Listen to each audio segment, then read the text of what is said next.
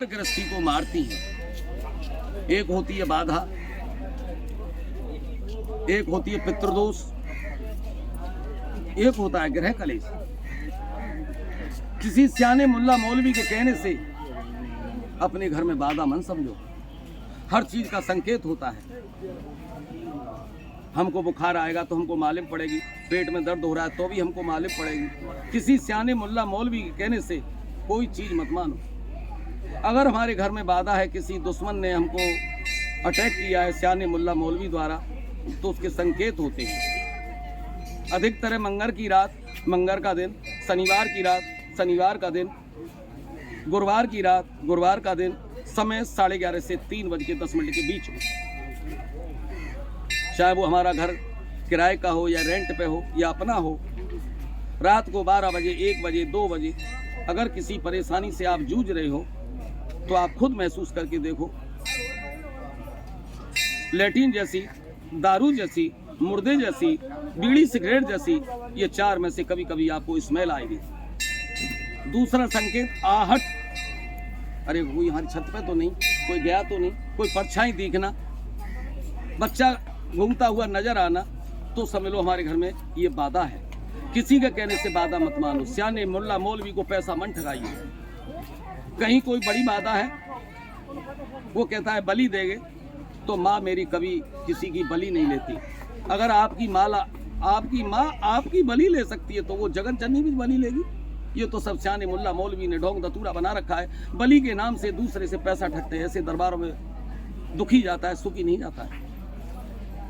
तो इस कष्ट निवारण के लिए जिस घर में माई का दीपक हर शुक्रवार को जलने लग गया, शाम की टाइम शुद्धताई से पेशाब का दाग नहीं हो, तिल के तेल का या घी का, सीधे हाथ में दीपक रखते हुए और मैया को अपने ध्यान में बसाते हुए, माई की जिब्या मुंड की माला ये ऐसे ही नहीं निकली है।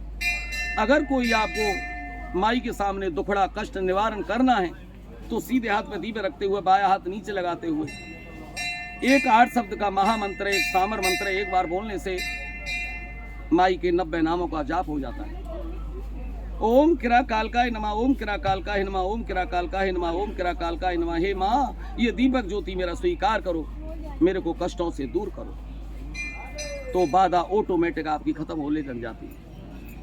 किसी कहने से कोई बाधा मत मानो, किसी कहने से कोई पैसा मत उठाइए। कहीं मंदिर देवालय में किसी के मंत्र से, किसी के ढोंग धतूरा से, किसी की रक्षा से, किसी के हाथ धरने से हमको आराम मिलता है तो वहाँ जाइए, टाइम खर्च करिए। पैसा खर्च हो रहा तो पैसा खर्च करिए, नहीं व्रत पैसा मत कमाइए और कहीं बलि मत दीजिए। माँ कभी किसी की बलि नहीं लेती। बलि नींबू की भी होती है, बलि गोला की भी होती है। किसी की जान दे करके आप सुख पाना चाहते हो, कभी नहीं मिलेगा।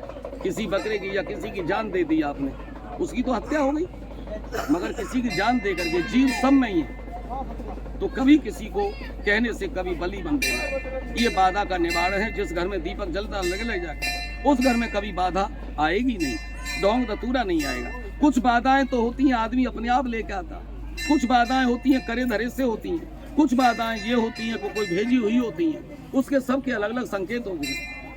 अगर किसी दुश्मन ने हमको भेजा है तो घर में आंगन में बच्चा घूमता हुआ नजर आना, बीड़ी सिगरेट जैसी स्मेल आना, ये सब भेजी हुई बाधा के संकेत होते हैं। कुछ बाधा ये होती है कि अपने आप आदमी लेके चले आता है। तो मैं सभी भक्तों से यही कहता हूँ, हमेशा ध्यान रखो, शनिवार की शाम, रविवार की मॉर्निंग, शनिवार की शाम, रविवार की मॉर्निंग, चाहे कोई गली का चौराया हो या रोड का चौराया हो, किनारे होके जाइए।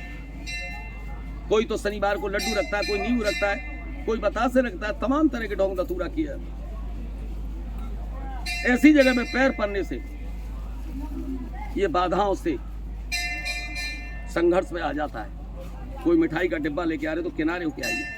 अगर जब तक उसके ऊपर 1.25 मन लोहा से ऊपर कोई बाहर नहीं निकलता, वो जगह गलत होती है। बिटियाओं के गर्भ भी गिर जाते हैं। बुरे सपने आना, गंदे सपने आना, बह लगना, अपने आदमी बोरे में दूसरा आदमी दिखना, ये सब बाधाओं के संकेत होते हैं। इसको कहते हैं मसान साया।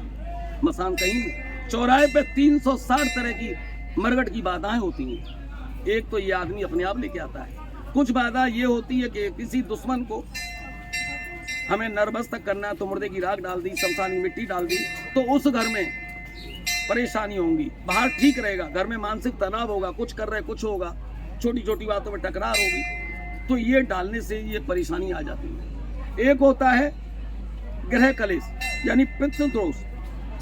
पितृदोष गृहस्थी में सबसे बड़ी बाधाएं होती हैं। शगुन से चटनी से रोटी मिल जाए मगर मिले शगुन की, घर में लड़ाई दंगा नहीं हो। लड़ाई दंगा होने का कारण एक ही है कि हमारे प्रेत रूठे हुए हैं। बहुत सारी बात यही नहीं जानते कि प्रेत किसको कहते हैं। जिसने हमको प्रकट किया है, पैदा किया है, उसी को प्रेत कहते हैं। चाहे हमारा बाप दारू पीता है या 10 औरतों के संग रहता है, मगर मरने के बाद में प्रेत शक्ति लग जाती है, वो प्रेत बन जाता है। तो हमेशा ध्यान रखो, घर में काय कलेश से शादी संबंध रुकना, पति पत्नी में विवाद होना, बच्चे विमुख जाना, ये सब पितृ दोष होता है। पितृ को मनाने के लिए सोमवार का ही दिन श्रेष्ठ होता है। क्यों? देवों के देव महादेव का वार है सोमवार। तो पिता को ही प्रेत कहते हैं, कोई दूसरा नहीं होता है। जो हमारी पीढ़ी में कुआरा बच्चा खत्म हो जाता है उसको अहूत कहते हैं, जिसने हमको पैदा किया है उसको प्रेत कहते हैं। अगर ये घर में आपको परेशानियां दिख रही हैं तो आप किसी के पास मन जाइए, सब कुछ आपके पास है। सोमवार का दिन श्रेष्ठ होता है प्रेत को मनाने के लिए, प्रेत को नवाने के लिए, प्रेत को जागरण करने के लिए, प्रेत का अनुष्ठान करने के लिए, प्रेत को विराजमान करने के लिए। प्रेत को हमको जागरण करना है। तो 1 लोटा में जल, गंगा जल, दूध, तुलसी, चीनी। जल, गंगा जल, दूध, तुलसी, चीनी। 1 लोटा में जल, 2 बूंद गंगा जल, 2 बूंद दूध की, 2 पत्ता तुलसी के, 2 दाने चीनी के। देखते देखते वो पानी नाली में नहीं जाए। हे मेरे पिता, मेरे बाबा, मेरे 7 पीढ़ी के प्रेत और अहूत आत्माओं, अगर पिता मौजूद है तो कहानी वो आपकी वहीं से शुरू होगी, पिता से। अगर पिता मौजूद है तो हे मेरे पिता के पिता, मेरे 7 पीढ़ी के प्रेत और